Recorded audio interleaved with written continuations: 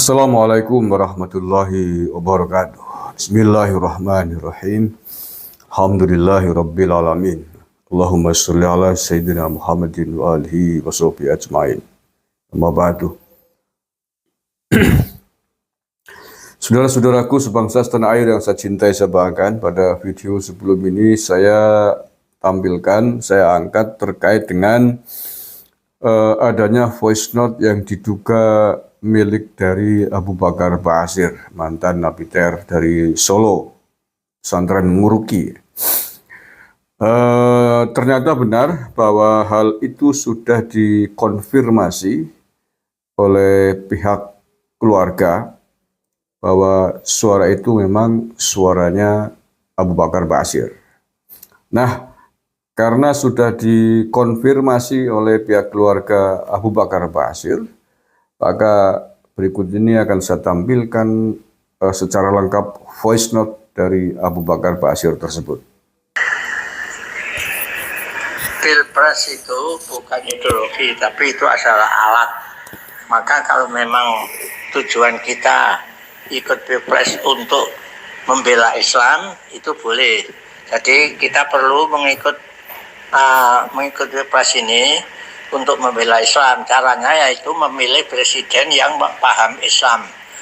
Calon presiden 3 itu yang paham Islam itu hanya satu, yaitu yang nomor 1, namanya Anies Baswedan. Itu yang wajib kita pilih, karena nanti kalau dia terpilih, ditakdirkan terpilih menjadi presiden, insya Allah dia banyak menguntungkan Islam. Dia akan berusaha untuk mengatur negara ini dengan hukum-hukum Islam semampunya. Nah, itulah malah masalah Pilpres.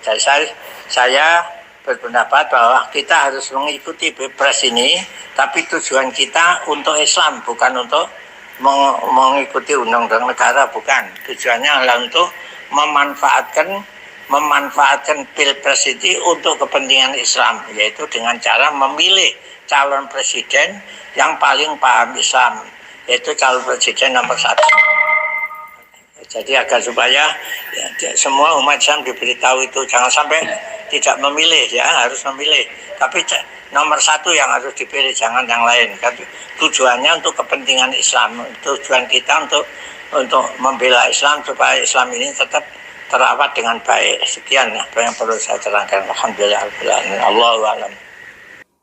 Oke, itu voice note dari Abu Bakar Ba'asyir yang telah dikonfirmasi oleh keluarga bahwa itu memang benar suaranya Abu Bakar Ba'asyir.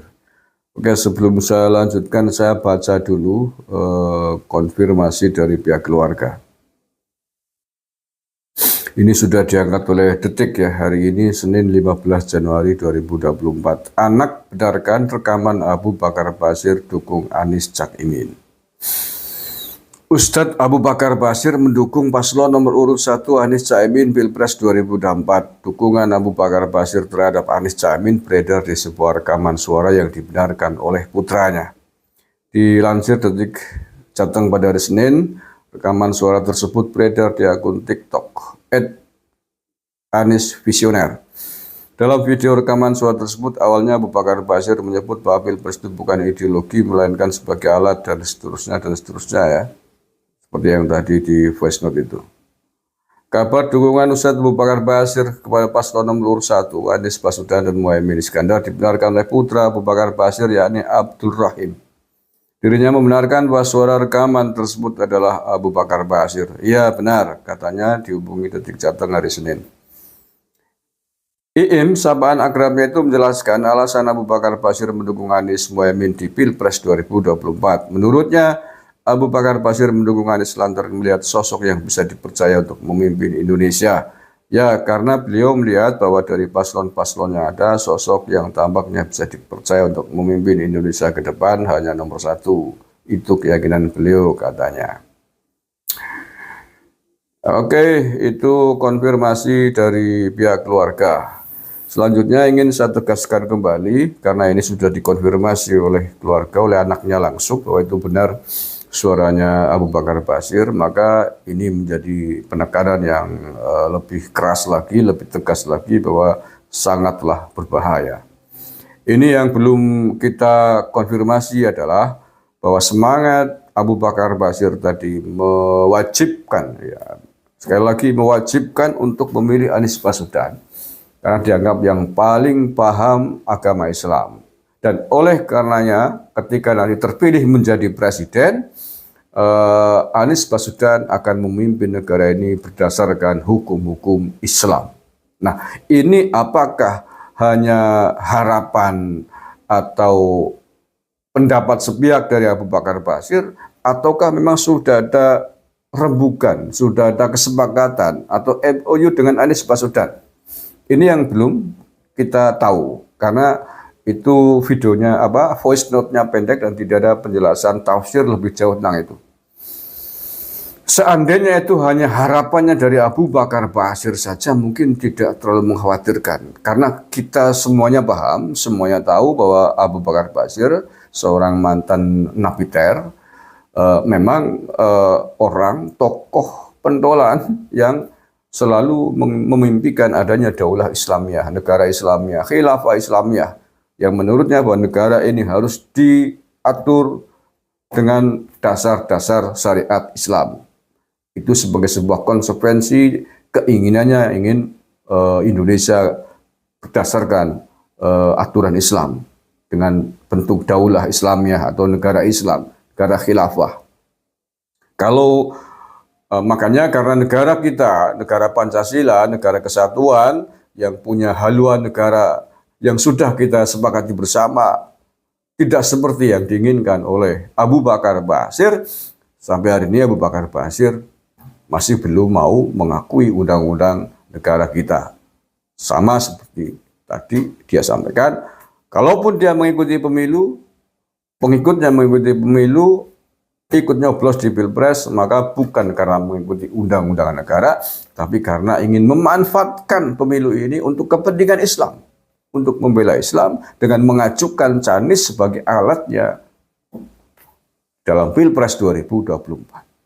Tetapi seandainya ini MOU sudah dibicarakan empat mata dengan Anies Baswedan bahwa majunya dia di kontestasi Pilpres 2024 ini adalah sebuah alat yang akan digunakan untuk dia dan kelompoknya ingin merubah landasan haluan negara kita, prinsip-prinsip kita dalam berbangsa dan bernegara dengan prinsip-prinsip syariat agama Islam, maka ini lebih jauh sangat berbahaya dan harus kita lawan bersama-sama.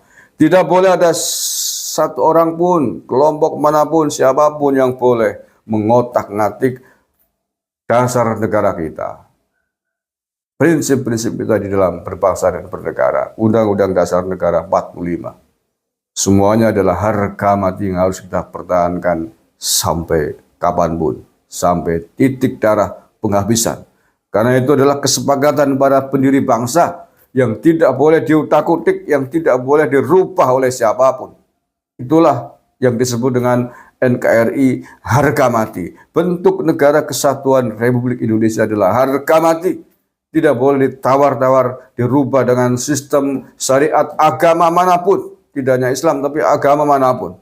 Karena itu pasti akan membayar mahal, akan memakan harga yang sangat mahal kalau itu diotak-atik. Pertumpahan darah, pertempuran di depan mata, konflik akan di depan mata. Sebagaimana negara-negara yang telah pecah di Timur Tengah. Mohon maaf Pak Abu Bakar Basir, panjenengan mestinya sudah sepuh, sudah banyak makan asam garam, pernah dipenjara sekian tahun karena prinsip-prinsip tersebut. Mestinya tahu bagaimana kondisi di Suriah sana, di Irak sana, di Afghanistan sana. Semuanya Muslim, tetapi karena masing-masing tokohnya, politisinya, berdasarkan gerakan-gerakan politiknya atas dasar klaim agama yang dipahami sepihak, maka niscaya pertumpahan darah tidak bisa dihindarkan.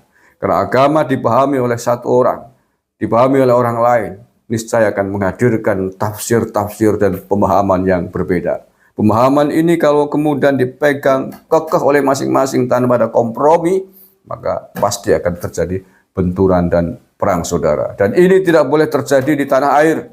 Kita harus jaga bersama-sama Pancasila, Bhinneka Tunggal Ika, Negara Kesatuan Republik Indonesia agar tetap kuat, tetap utuh. Kita jaga, kita bentengi bersama Nusantara ini dari siapapun, dari kelompok manapun, dari capres manapun yang ingin mencoba merusaknya, yang ingin mencoba mengusiknya, yang ingin mencoba menghancurkannya. Kita jaga, kita lawan. Siapapun yang hari ini mulai menggaungkan pemakzulan, karena ini adalah pintu-pintu masuk dari kelompok-kelompok ini untuk mengacaukan negara. Waspadalah, waspadalah. Terima kasih. Assalamualaikum warahmatullahi wabarakatuh. NKRI harga mati.